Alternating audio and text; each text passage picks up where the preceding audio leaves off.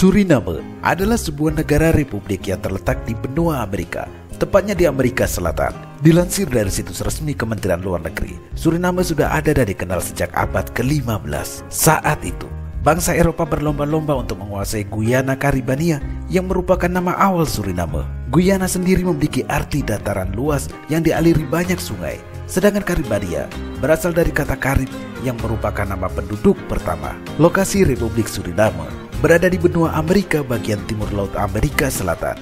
Sebelah selatan berbatasan dengan Brasil, sebelah timur berbatasan dengan Guyana Perancis, sebelah barat berbatasan dengan Guyana Inggris, sebelah utara berbatasan langsung dan berada di tepi pantai Lautan Atlantik. Mengutip dari laman Wikipedia ORG, wilayah Republik Suriname berbentuk segi empat, panjang sekitar 400 km dan lebar juga sekitar 400 km, atau memiliki luas wilayah sekitar 163.265 km persegi, dengan jumlah penduduknya sekitar 563.402 jiwa sesuai data tahun 2017. Perbedaan waktu antara Jakarta dengan Paramaribo, ibu kota Suriname, sekitar 10 jam. Jika di Jakarta waktu menunjukkan pukul 00 tengah malam tanggal 2 Januari, maka waktu di Paramaribo menunjukkan pukul 14 siang hari tanggal 1 Januari.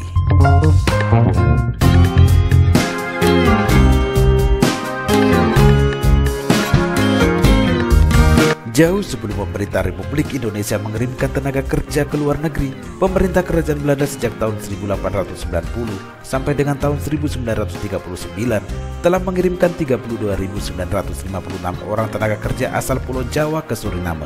Kedudukan Suriname dan Indonesia pada waktu itu adalah sama-sama negara jajahan di bawah pemerintahan kerajaan Belanda. Maksud dan tujuan pengiriman tenaga kerja itu adalah untuk menambah kekurangan tenaga kerja di beberapa perkebunan yang ada di Suriname. Kekurangan tenaga kerja itu sendiri adalah akibat dihapus dan dibebaskannya sistem perbudakan pada tanggal 1 Juli tahun 1863. Dampaknya, banyak perkebunan tidak terurus sehingga terlantar. Perkebunan Suriname yang semula tergantung dari hasil perkebunan turun drastis.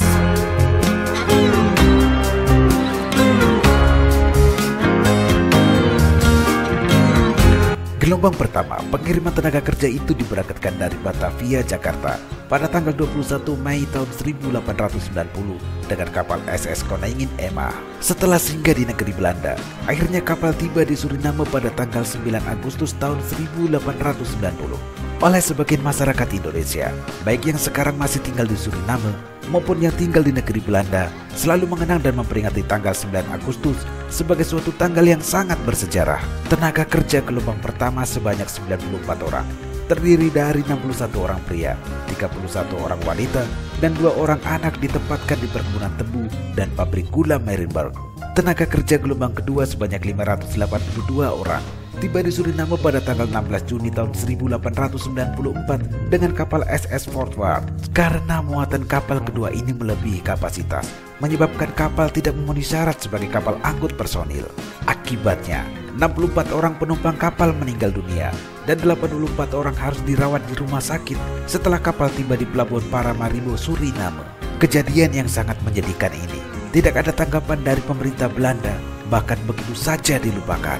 Pemerintah kerajaan Belanda beranggapan bahwa yang meninggal itu hanya para pekerja miskin, sehingga tidak perlu ada tindakan apa-apa. Meskipun demikian, pengiriman tenaga kerja ini berjalan terus sepanjang tahun, hingga pengiriman terakhir sebanyak 990 orang yang tiba di Suriname pada tanggal 13 Desember tahun 1939.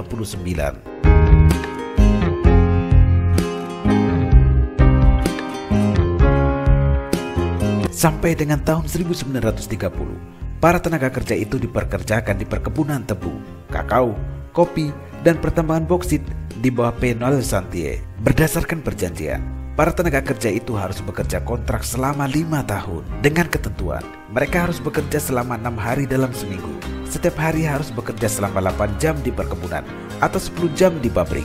Setelah masa kontrak berakhir, mereka diberi hak untuk pulang kembali ke Indonesia atas biaya pemerintah Belanda. Saat kontrak mereka selesai, pemerintah kolonial menawarkan 3 pilihan kepada mereka.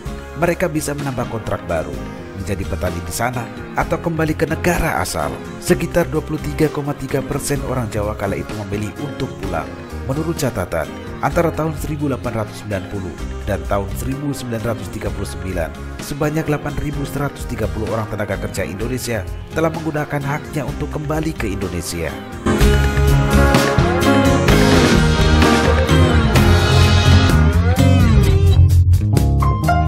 Pada tahun 1947, terjadi lagi gelombang repatriasi berikutnya sekitar 700 orang menggunakan kapal Tabian. Selebihnya memilih tetap tinggal di Suriname, walaupun hubungan kerja kontrak dengan para pemilik perkebunan sudah berakhir. Mereka yang memilih tetap tinggal di Suriname dan tidak ingin pulang ke Indonesia, memperoleh pembagian sebidang tanah garapan serta menerima penggantian uang repatriasi sebesar 100 gulden Suriname per orang. Pada masa kejayaan perkebunan tebu mulai merosot, banyak pekerja Indonesia yang beralih profesi menjadi pekerja pertambangan bauksit di Mengo, Paranam, dan Biliton.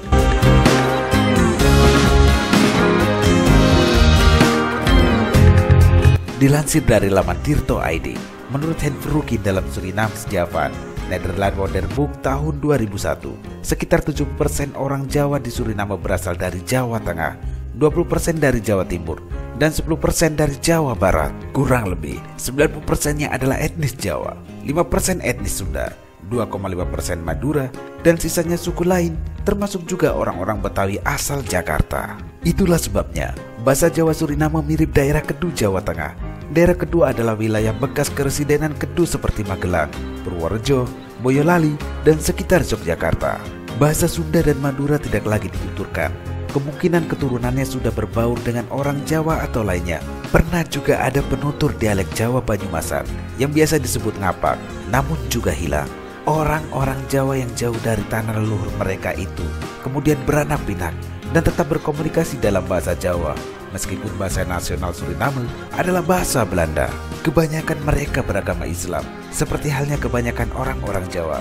Nama-nama Jawa pun masih mereka sematkan sebagai nama belakang, sebagian juga menyematkan nama depan ala Belanda atau Inggris. Meskipun orang-orang Indonesia ini telah lebih dari 100 tahun tinggal di Suriname, kenyataannya mereka masih memiliki adat dan kebiasaan seperti di Pulau Jawa.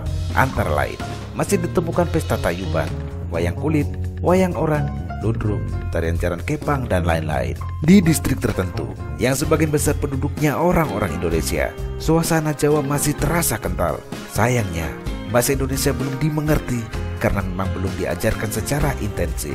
Selain bahasa yang masih terkonservasi, buah budaya lain seperti makanan khas juga masih terjaga, meskipun rasanya sedikit berbeda.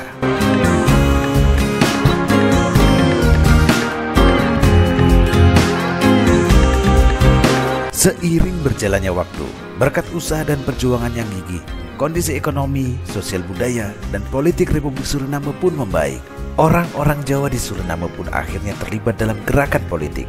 Dulu pernah ada Persekutuan Bangsa Indonesia Suriname dan Kaum Tani Persatuan Indonesia.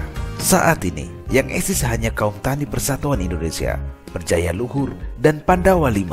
Beberapa tahun terakhir, partai-partai Jawa itu mendapat kursi di Parlemen Suriname. Mereka yang duduk di parlemen antara lain Paul Sumoharjo, Marta Jaya Separto, Sutimin Marsid, Hendrik Sakimin, dan Roni Tamsiran.